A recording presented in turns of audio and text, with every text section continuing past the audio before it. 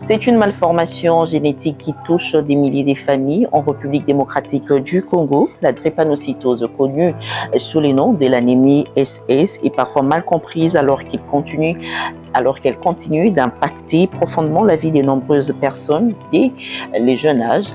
À l'occasion de la journée lui dédiée, Univers Télévision a fait les déplacements vers une personne, mais pas n'importe laquelle. C'est une personne exceptionnelle. On l'appelle le doyen des drépanocytaires. Il est médecin, chercheur. On lui attribue plusieurs mérites concernant la recherche sur la maladie. Également ancien médecin directeur du centre de médecine mixte d'anémie SS, connu plus sous le nom de Mabanga. Lui, c'est le docteur Placide Manzombi. Son parcours est un véritable témoignage de résilience, mais surtout d'engagement et d'espoir. Avec lui, nous parlerons de son parcours personnel sur les avancées et défis liés à la prise en charge de la drépanocytose en République démocratique du Congo, ainsi que les recommandations à l'endroit des personnes vivant avec cette maladie, soit cette malformation est génétique. Vous le saurez pourquoi c'est une malformation génétique et non une maladie. Donc, le docteur Placide va nous le dire et aussi il lancera un message particulier aux décideurs de la République démocratique du Congo, docteur Placide Manzumbi. Bienvenue et merci de nous avoir reçus ici chez vous. Merci. Et bien, et surtout à vous qui nous suivez de Kinshasa et partout à travers le monde, bienvenue dans votre journal de la santé. Docteur Manzumbi, vous vivez avec la drépanocytose depuis votre naissance. Comment avez-vous découvert cette maladie et surtout quels sont les souvenirs que vous gardez de cette période? Merci beaucoup, Madame Marguerite. Je suis le docteur Manzombi Mandungu Placide Crispin. Je suis médecin et je peux dire premier médecin drépanocytaire de ce pays, depuis que ce pays est Zaïre-Congo. Premier médecin. Et je suis né drépanocytaire.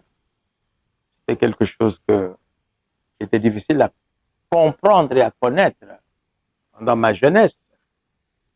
Vous voyez? Et moi, je suis né à l'intérieur du pays, dans le Grand Bandundu, dans la province du Kwilu.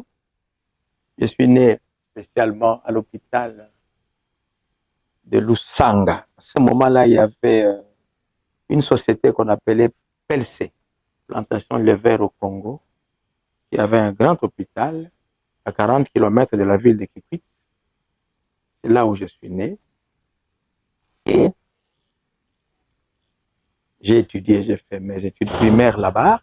Mon père a quitté cette compagnie-là où il travaillait. Il a repris le travail dans une mission parce qu'il a commencé à être enseignant. Il est parti là-bas et puis il est rentré à l'enseignement. La mission catholique Djouma. Et j'ai terminé mes études primaires là-bas. Il est vrai que c'était difficile. Il y avait des périodes que je comprends maintenant, de crise, des périodes d'accalmie. Et c'était difficile pour les parents. Mon père a consulté presque tous les grands hôpitaux de ce coin-là à l'époque, Lusanga, Kikwit, Bonga, Vanga, Djouma, partout là. Plus tard, vous avez découvert les deux étaient à Essan. À l'âge de 17 ans. Okay. J'étais déjà à l'avant-dernière année pour terminer mes études secondaires. J'étais en 5e littéraire. C'était notre époque, c'était comme ça, littéraire, latin philo, dans un petit séminaire qui existe jusqu'à aujourd'hui, le petit séminaire de Kinzambi, à 15 km de la ville de Kikwit. J'ai fait une crise là-bas, au séminaire.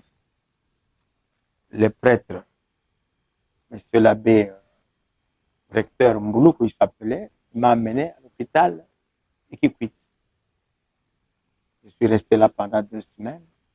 C'est en ce moment-là que j'entendrais parler de ce mot anémie SS par 2 médecins. Ni papa, ni maman ne le savaient. Non, personne. Il voyait juste un enfant qui Il faisait des tombait malade. crises. Mais qu'est-ce qu'il faut faire avec cet enfant? Vous voyez? J'ai entendu parler de cela d'un médecin belge qui s'appelait docteur Jean Segers. Il a même dirigé l'hôpital général Mama-Yemo. Et d'un médecin congolais, paix à son âme, il n'est plus là, Jean Segers, je ne sais pas, qui s'appelait docteur Mboma. Parmi les tout premiers médecins congolais de ce pays, à l'hôpital de Kikwit. Je dis, mais ce garçon doit être un anémique SS. Je n'y comprenais rien du tout. Rien du tout. Au point où je vous fais rire un peu, le papa infirmier de notre pavillon, je ne pouvais pas à cet âge-là poser la question, grand médecin blouse blanche, j'ai posé la question, papa, SS signifie quoi? Et la Kisinini, ils sont dit l'anki, c'était un Congo là. Hein? Ils sont dit l'anki, dit oh mon enfant, ne t'en fais pas. SS signifie sans souci. Waouh! C'est ce que le papa m'a dit. Quand j'ai raconté cette anecdote à Kikwit, les drépanocytaires de Kikwit ont dit non, nous nous appellerons les sans souci. Voilà. SS signifie sans souci. Et donc, je me suis rétabli et je suis rentré à mon école et la vie a continué. Et vous avez ramené la nouvelle à la maison aux parents? Oui, les parents. Là, nous étions, c'était les habitudes des internats. Ouais. On était à l'internat pendant 3 mois. Vous ne rentrez à la maison que pendant les vacances. Dans les vacances, oui. J'ai rapporté ça aux parents et que voilà, on m'a dit qu'il y avait un problème de SS. On ne comprend rien du tout. Alors, il ne me restait qu'une année pour terminer ma 6e littéraire latin philo. On a passé des examens d'État. J'ai réussi avec brio. Mon père m'a accompagné jusqu'ici à Kinshasa. Il ne voulait pas prendre le risque de me laisser seul. Et c'était par bateau. À l'époque, il y avait des grands bateaux. Hein, ce n'est pas vos baleinières actuelles ici. Hein, des grands bateaux, vraiment un hôtel qui flotte sur la rivière Kwilu, qui prend la rivière Kassai et puis qui prend le fleuve jusqu'au port ici. C'est comme ça que nous sommes venus. Il a appris que non, je dois prendre une chambre, je dois prendre tout pour mon fils. Je ne peux pas le laisser comme ça. On arrive ici, tu vois, changement des climats, changement des habitudes alimentaires, changement de vie ici. Et je crois, 2 semaines ou 1 mois après, j'ai fait une crise. J'avais un grand frère, heureusement, il est encore là. C'est le professeur Manzombi, il a beaucoup donné cours à l'ISP Gombe. Maintenant, il est professeur émérite. Ils m'ont amené à l'hôpital. C'est quel hôpital? Ils m'ont amené à la clinique chinoise ici. À l'époque, on appelait clinique danoise. À la clinique danoise, c'était en 1974. Là, j'ai rencontré un médecin qui s'appelait, je n'ai que le nom dans la tête, hein, Dr Kazadi. Il me dit, ce garçon, nous allons l'orienter, le transférer chez le professeur Kabakele. Ils ont levé la crise un peu, avec des perfusions. Et puis voilà. On vous a référé chez le professeur Kabakele. Et il m'a reçu où? Aujourd'hui, ça s'appelle Direction générale de l'IRES, Institut de recherche en sciences de la santé. C'est sur avenue Colonel Lukusa, hein, à côté de l'immeuble Minibal. Là. Voilà. C'est là où il nous recevait et il faisait des études sur la drépanocytose. Comme lui aussi était parent des enfants drépanocytaires et il était vraiment étonné, ébloui de me voir. Donc, c'était votre salut qui a commencé à ce moment-là. Oui.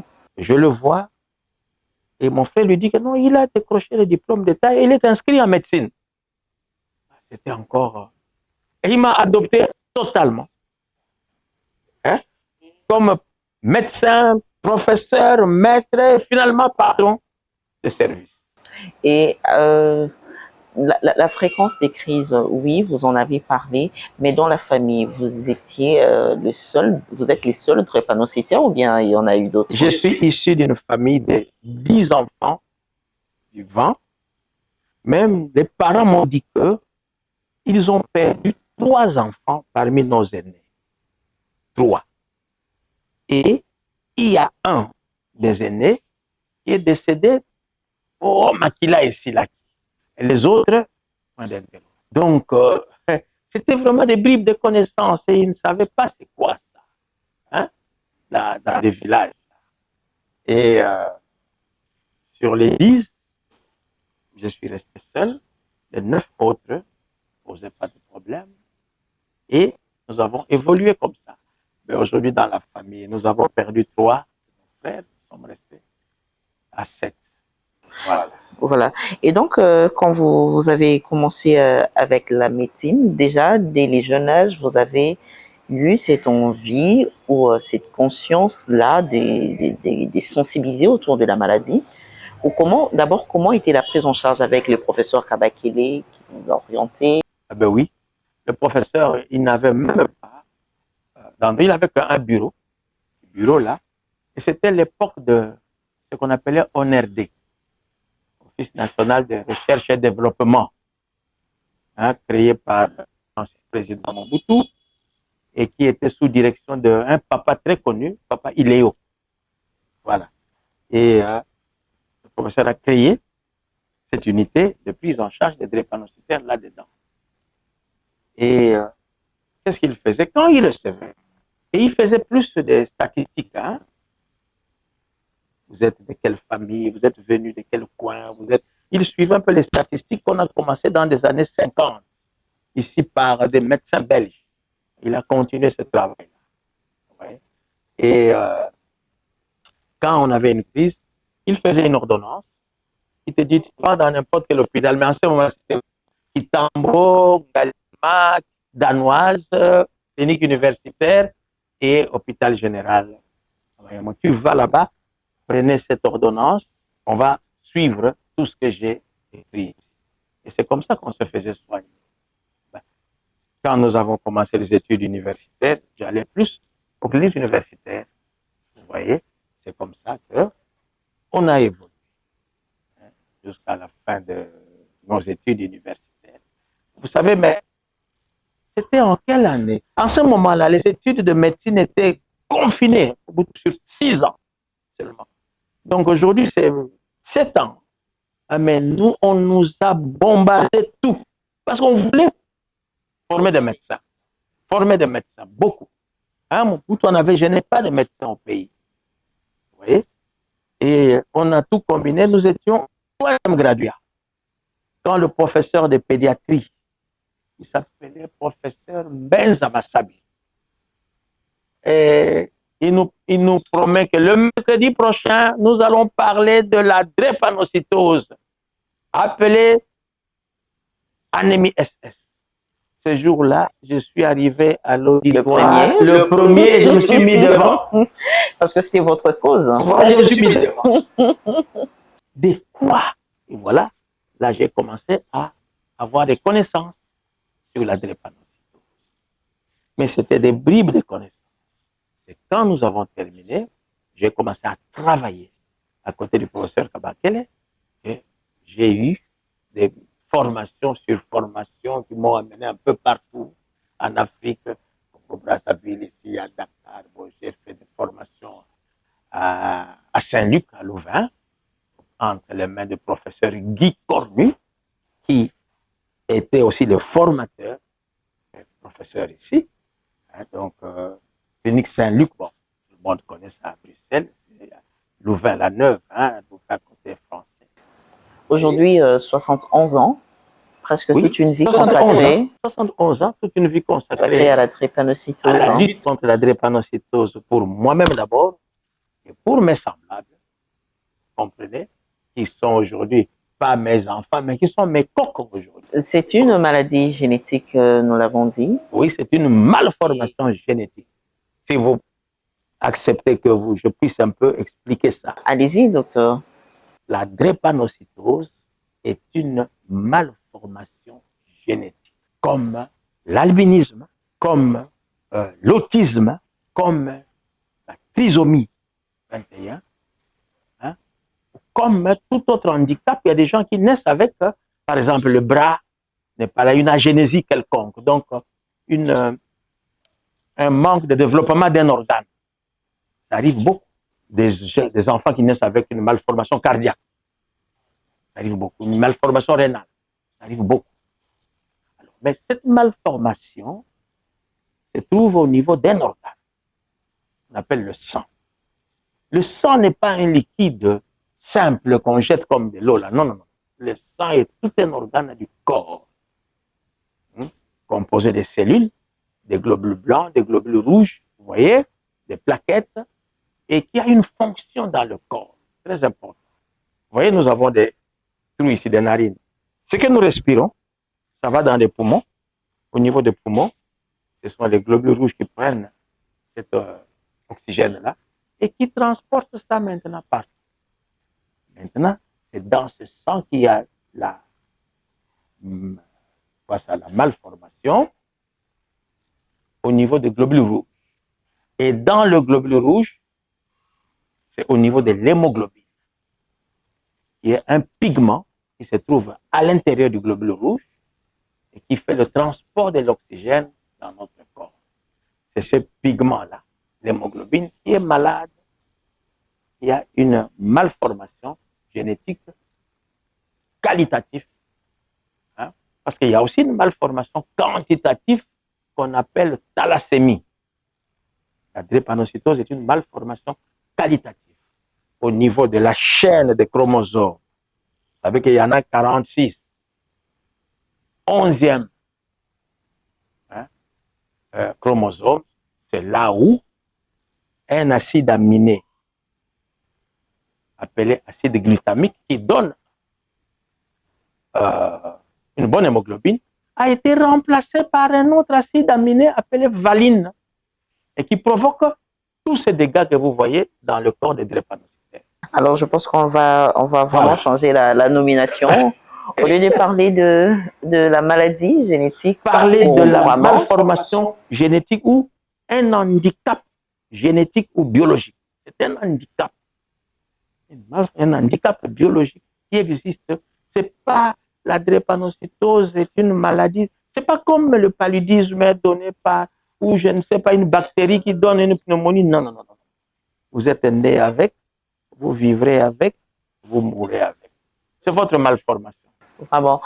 Docteur, vous avez été cet élève ignorant de ces problèmes de santé.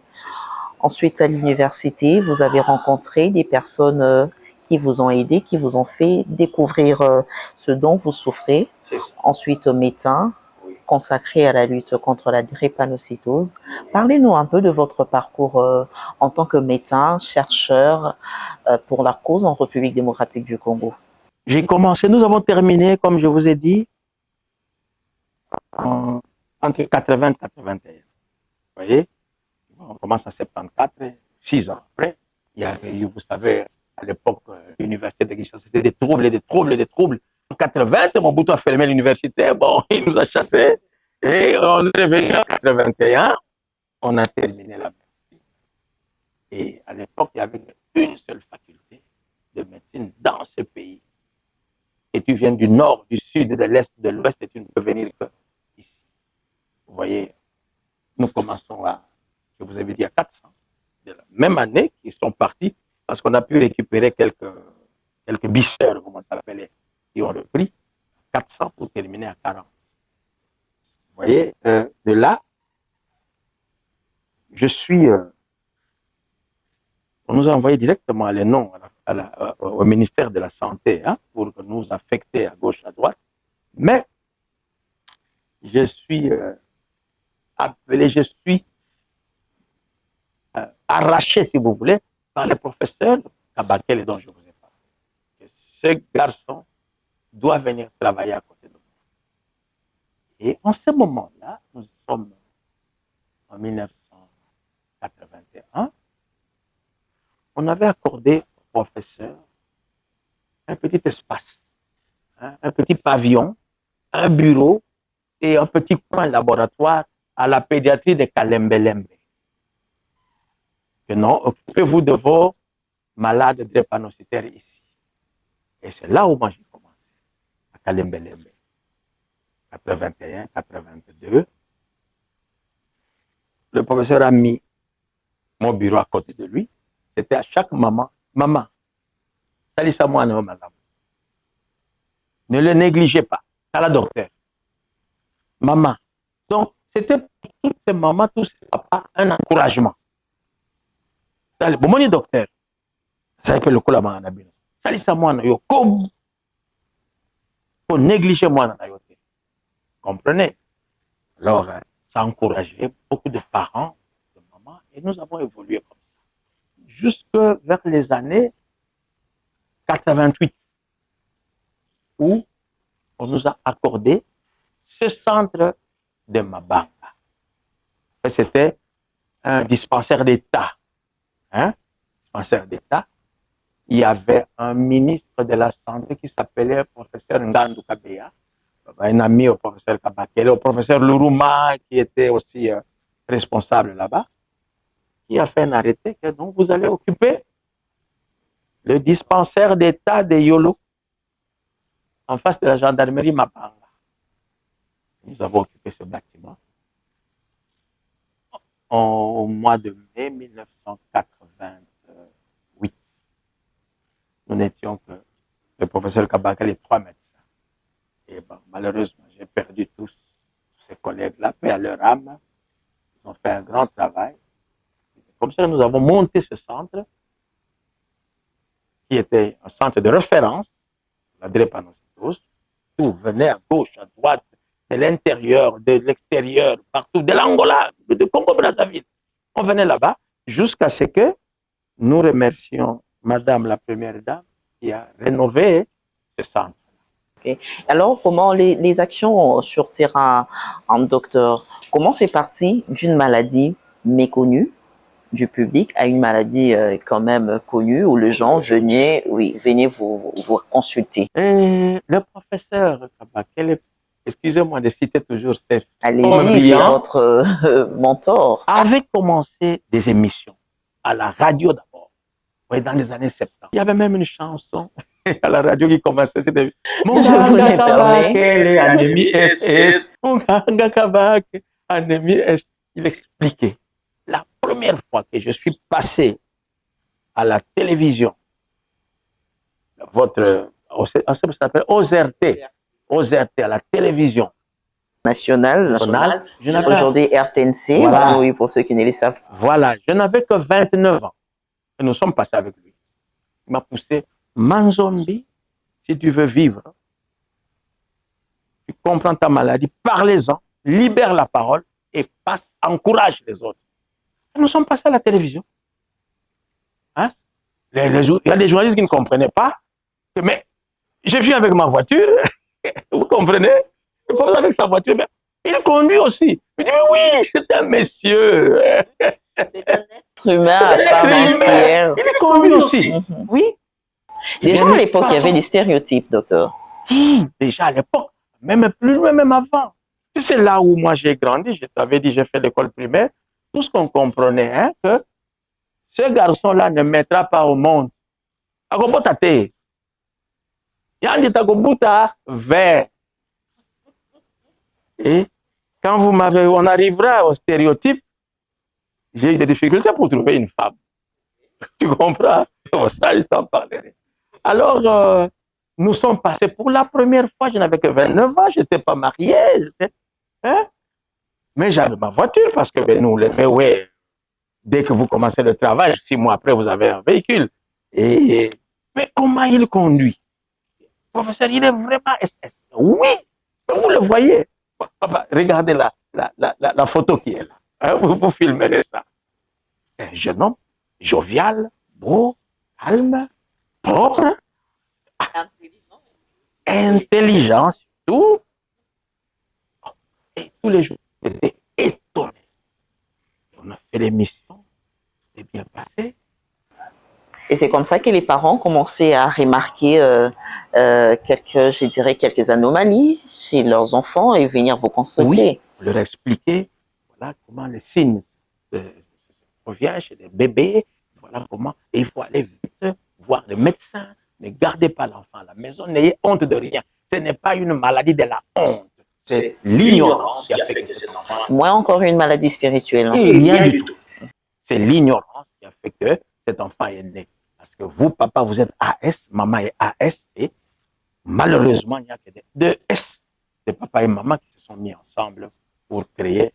Et à votre époque, comme vous le disiez déjà, les stéréotypes, c'était lesquels?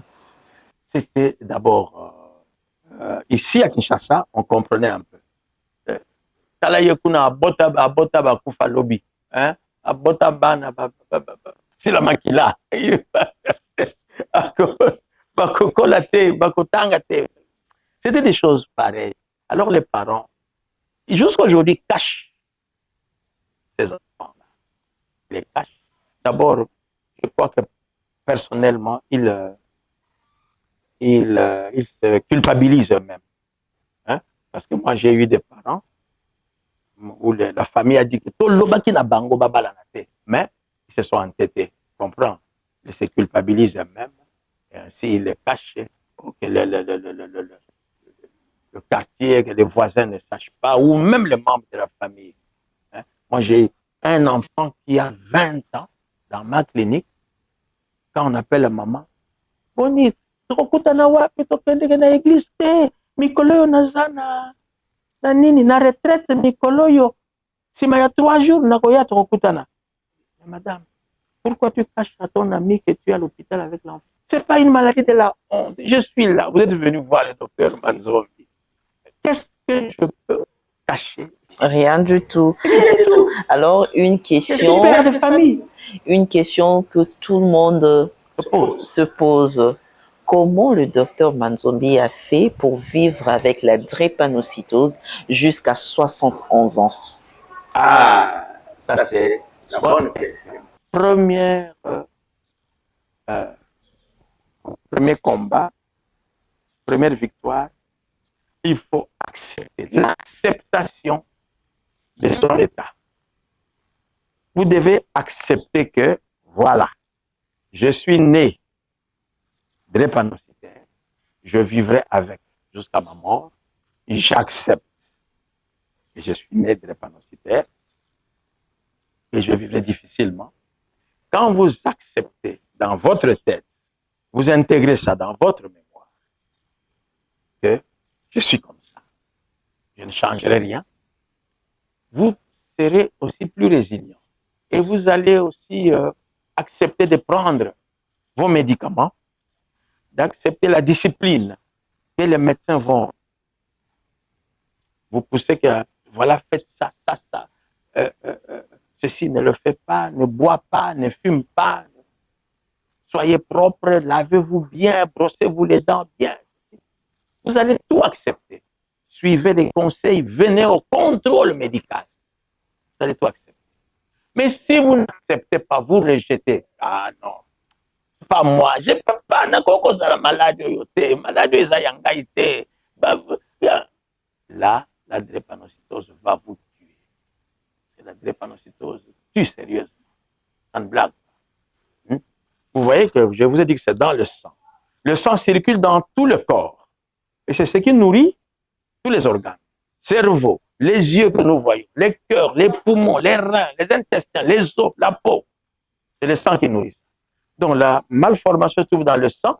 Donc tout organe du corps peut avoir des complications. Comme je vous disais que moi, je suis devenu cardiopathe. Hein? J'ai développé ce qu'on appelle un cœur anémique. Et j'accepte de prendre mes médicaments, en plus des médicaments de la drépanocytose. Je crois que j'ai maintenant 8 ou 12 comprimés capsules à prendre chaque jour. Comprenez? L'acceptation, c'est le premier point. Ensuite, on dit que la drépanocytose est une maladie de l'ignorance. Vous ne saviez pas que vous pouvez avoir un enfant comme ça, il peut naître comme ça.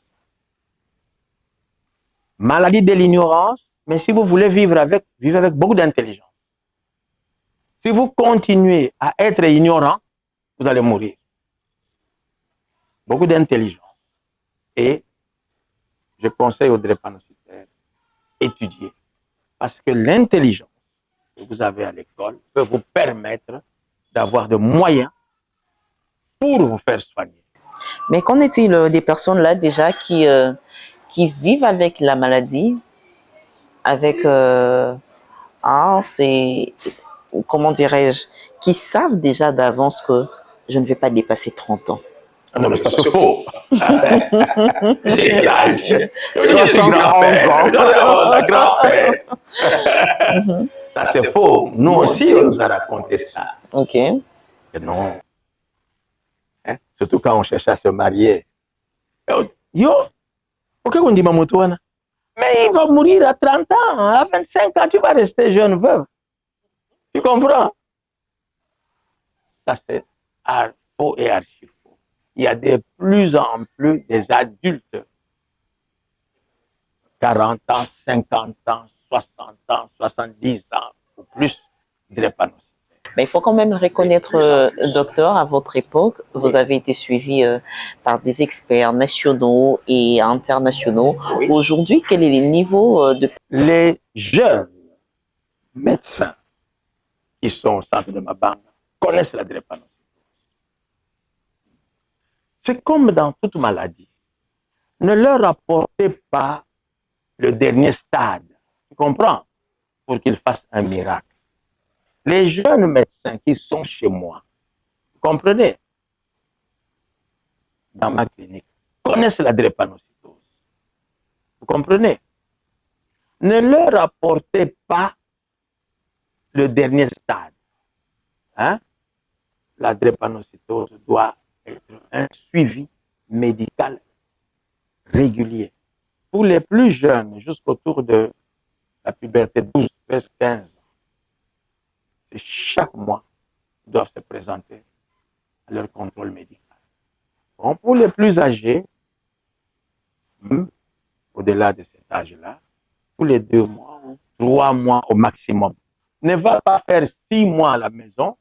Ensuite, tu attends que la crise vienne. Et quand la crise arrive, tu fais 2 jours, 3 jours. À qui l'agneau se silie, alors tu cours à l'hôpital.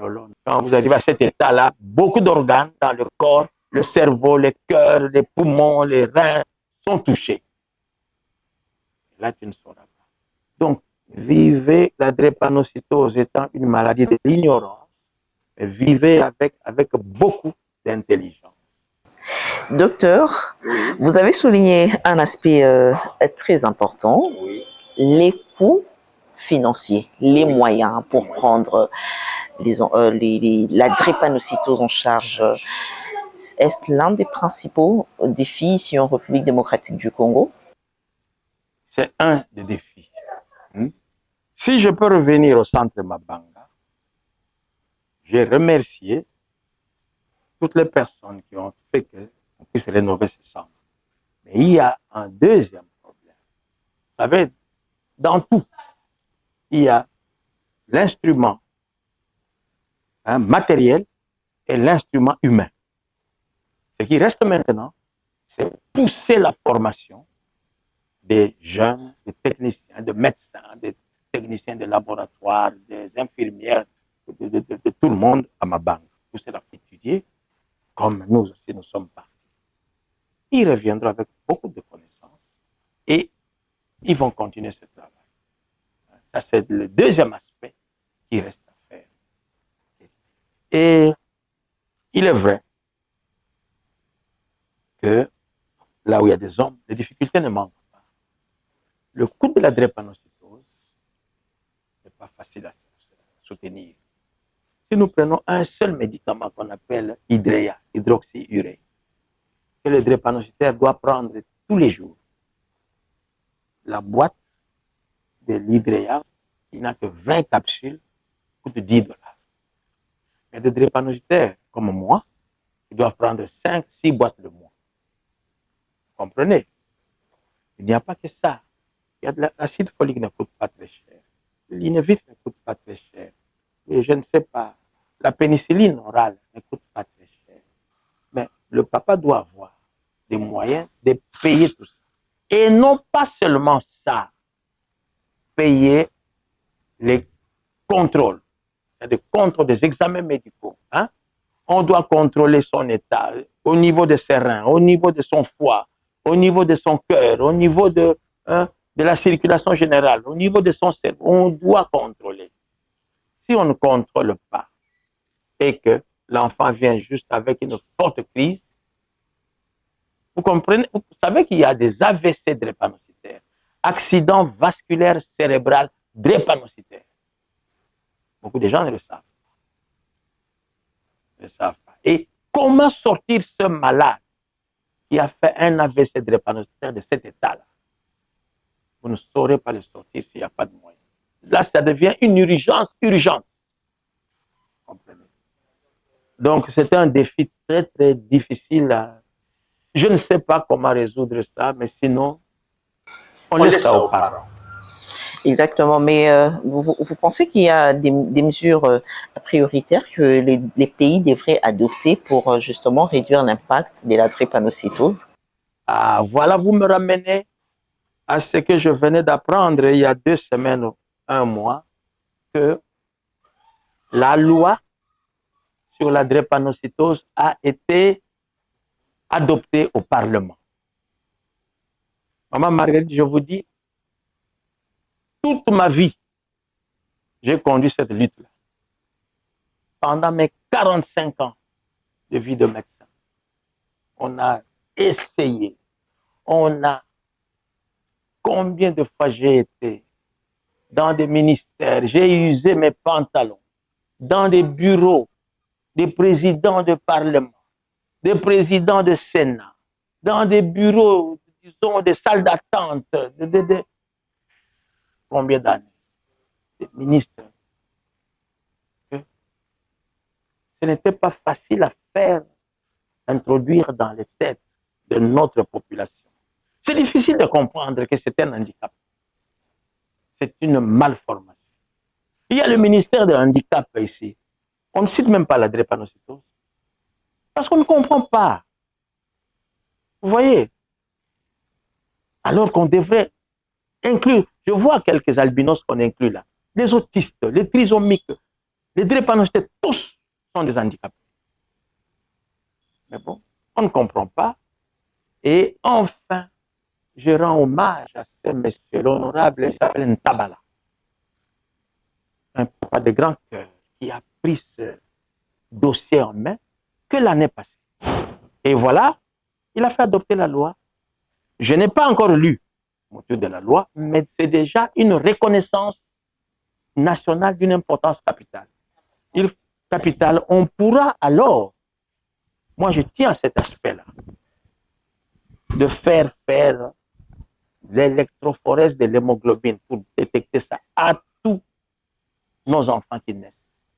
Et surtout aux jeunes adolescents et encore plus aux prétendants mariage. Il faut le faire pour que nous puissions naturellement réduire la pression de la drépanocytose dans notre population. Sinon, on ne fera pas. On ne l'a jamais fait depuis l'indépendance, depuis 60 ans, on ne l'a jamais fait. Et voilà, ça ne fait que monter, ça ne fait que monter. Qu'est-ce qu'on a déjà fait? Depuis que vous êtes né, qu'est-ce qu'on a déjà fait? Est-ce que vous connaissez d'abord votre électrophorèse là? Oui, moi je connais. Vous connaissez votre électrophorèse? Beaucoup de gens n'en connaissent pas malheureusement. Connaissent pas. Et donc, même pas les groupes sanguins. Même pas. Donc, notre pays sera obligé de trouver des appareils d'électrophorèse à donner dans les maternités, dans beaucoup d'hôpitaux, pour que on puisse tester le plus grand nombre. Et quand le plus grand nombre est testé, il n'y a pas d'union, de mariage que nous appelions putatif, donc de mariage de mauvaise qualité, qui peuvent donner des enfants malades. Il y a moins de mariages comme ça. Et il y aura moins de malades. Vous voyez? Là, les statistiques pour le Congo, hein, de l'ouest à est, c'est 1 à 2% à l'ouest. Donc, tu vois la carte du Congo, hein, tu divises ça en 3.